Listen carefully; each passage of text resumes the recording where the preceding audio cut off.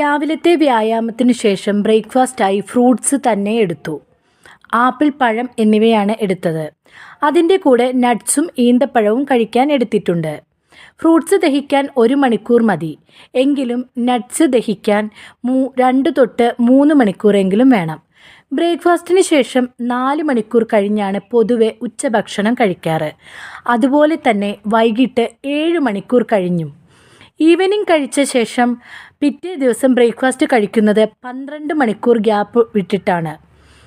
ഞങ്ങൾ ഇപ്പോൾ കഴിക്കുന്ന ഭക്ഷണ രീതി ഇങ്ങനെയാണ്. ഇന്നത്തെ എൻ്റെ ഉച്ചഭക്ഷണം ചോറും കപ്പക്കറിയും കൊത്തമര ഉപ്പേരിയും കോവയ്ക്ക ഉപ്പേരിയും ഉണക്കമീൻ ചമ്മന്തിയുമാണ്. മോര് കൂടി ഇതിൻ്റെ കൂടെ എടുത്തിട്ടുണ്ട്.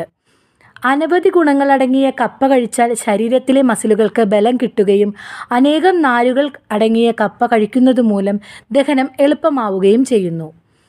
കപ്പയ്ക്ക് നെഗറ്റീവായിട്ടുള്ള കുറച്ച് ദോഷങ്ങളുമുണ്ട്.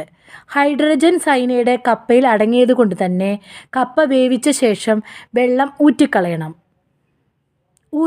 അതുപോലെ തന്നെ ഊറ്റിക്കളഞ്ഞിട്ടും പോവാത്ത വിഷമയത്തെ പ്രോട്ടീൻ റിച്ച് ആയിട്ടുള്ള ഫുഡ് കഴിക്കുന്നതിലൂടെ ഇല്ലാതാക്കാൻ കഴിയുന്നു. പ്രോട്ടീൻ റിച്ച് എന്നുദ്ദേശിച്ചത് നോൺ വെജിറ്റേറിയനും അതുപോലെ തന്നെ പയറുവർഗ്ഗങ്ങളുമാണ്.